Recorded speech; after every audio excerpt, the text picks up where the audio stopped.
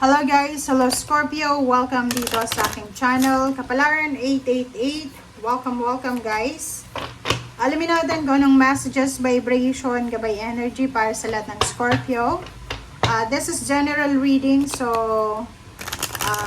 gamitin natin ang ating intuition sa panonood, Scorpio.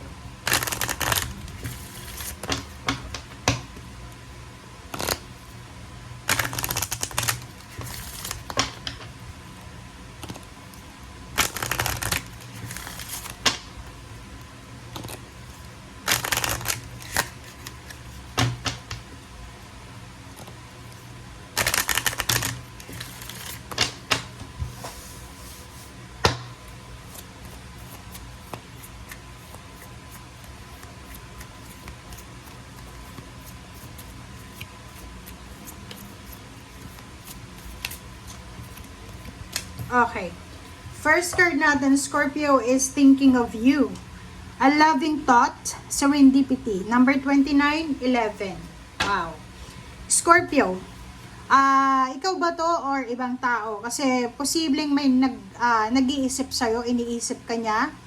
May isang tao na nag-iisip or iniisip niya yung magaganda yung memories. It's either your ex, it's either your family, it's either someone na iniisip ka. It's a loving thought. So, maganda yung iniisip niya para sa'yo. Or maybe ikaw to, pasensya na guys ako kukuha, sa candles kasi to, then sa incense. Okay, so dito sa thinking of you na to, it's either ikaw to, na meron kang iniisip. Okay?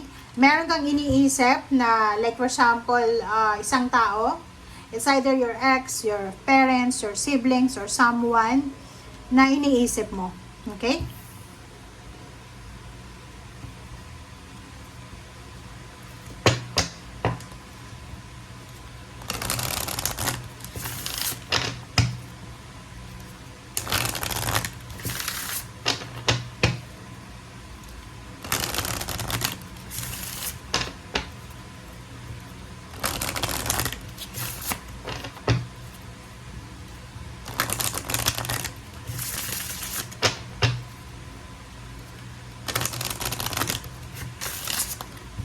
Okay, Scorpio.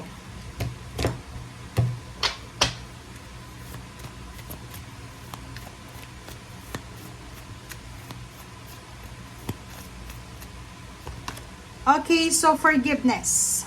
Number 29, 11. So it's 11-11. It's confirmation na merong manifestation ka na makukuha, Scorpio. So, nothing is gained by holding on to past disappointments. So, yung forgiveness card na to, Scorpio, sinasabi na wala ka daw na makukuha or walang panalo sa pag-hold on sa past disappointments, sa mga grudges and resentments na yan, sa hatred, sa pain and heartaches. Yung patuloy tayong nagkikimkim or kinikimkim natin yung galit natin. Sinasabi ng baraha sa'yo dito na wala tayong makukuha sa ganyan. Okay, wala tayong makukuha, wala tayong magagawa. Nothing is gained by holding on to past disappointments. Nothing is gained by, holding the past. Diba? Yung mga issue nyo nung 20 years ago, ng kapatid nyo, ng magulang nyo, still nag-hold on ka pa rin, walang mangyayari dyan. So, oras na para patawarin mo yung sarili mo, yung mga tao sa paligid mo, yung mga taong may sala sa'yo. Yung pagpapatawad guys, hindi yan parang sabihin natin, nagpatawad na ako. So, kailangan ko bang makipag-usap ulit? No. Pwede kang magpatawad without, communicating.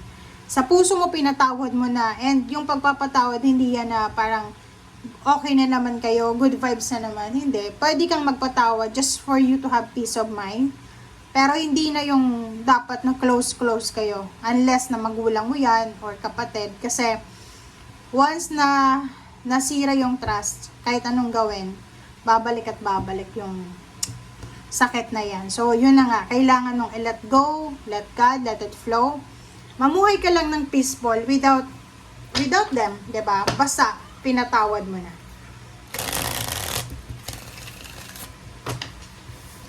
Okay.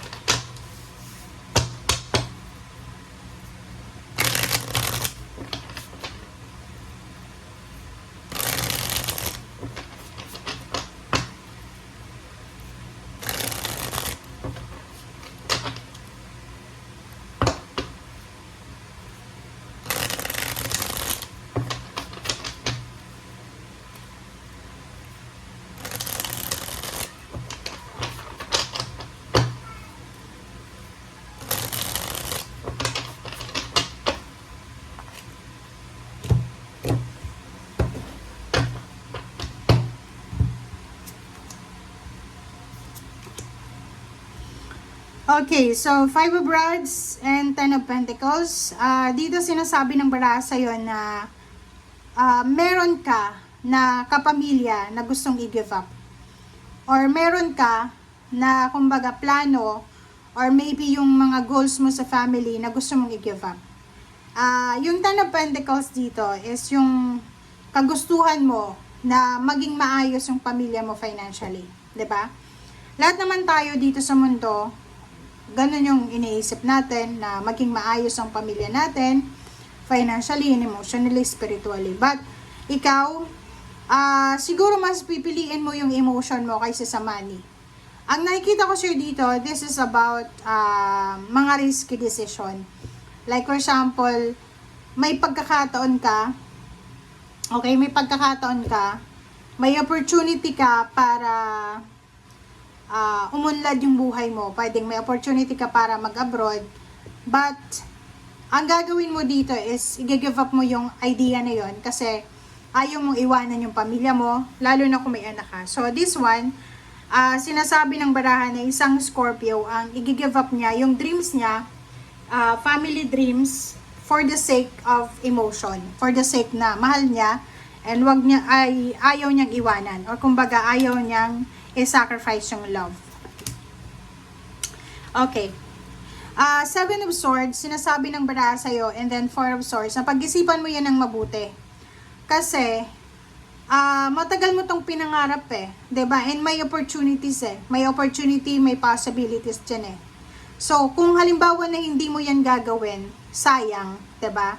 Kasi yung Seven of Swords, sinasabi na parang yung sarili mo, yung kalaban mo, 'di ba? Pwede mong pagsisihan yan eh. Kasi yung Seven of Swords is parang tatrayduran mo mismo yung pangarap mo. Sasabotahin mo yung pangarap mo dahil ayaw mong ma-homesick or ayaw mong malayo sa karelasyon or sa anak or sa magulang.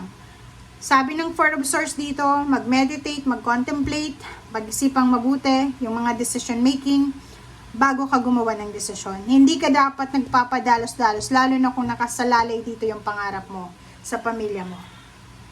Okay? Ace of Swords, mag-research. Mag-research tayo, maghanap tayo ng tamang information, huwag tayong magpadalos-dalos kung ano lang yung naisip mo sa ngayon. Normally, yung mga Scorpio, napakasipag nila. Sabihin natin na sa lahat ng zodiac signs, isang Scorpio, Sagittarius, sa mga pinakamasipag talagang zodiac signs, maliban sa Libra. But, minsan, pag napapagod na sila, physically, mentally, spiritually, lalo na financially, talagang magwi-withdraw sila, 'di ba? Yung parang emotional withdrawal, magdi-disappear na lang lalo kung magtatampo sila. Like magtatampo sila, magdi-disappear na lang sila sa scenario, and then yun, parang ganon yung sistema.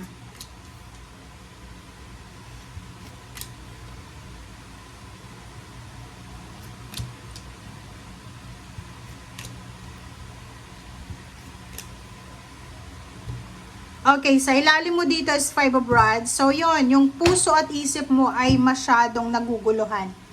Hindi ka makapag-isip ng tama kasi ang dami-dami mong gustong gawin pero may nag-hold back nga sa'yo. It's either gusto mong magpatawad pero hindi mo magawa kasi nakalin ka pa rin sa past mo. Dito sa Eight of Swords, sinasabi ng baraha na kung gusto nating maging maayos yung ating kumbaga, communication or relationship with our bosses, our employers, or parang sinasabi ng baraha dito, Scorpio, na napapaligiran ka ng mga taong sobrang toxic.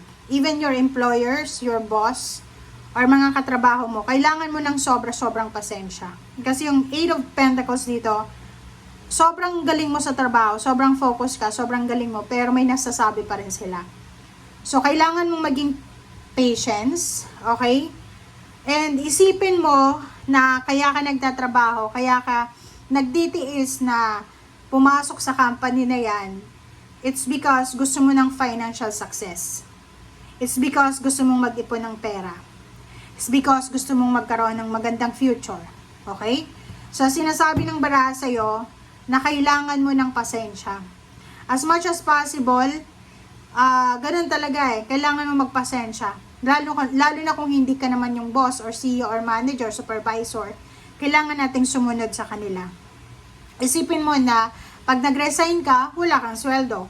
Pag nawalan ka ng pera, maubos yung mga ipon mo, 'di ba? And hindi sigurado yung future. Kasi kung anong ginagawa natin sa ngayon, ang result niyan is future. Kung tambay tayo sa ngayon, ano mangyayari sa future natin, 'di ba? So thank you guys for watching. Bye!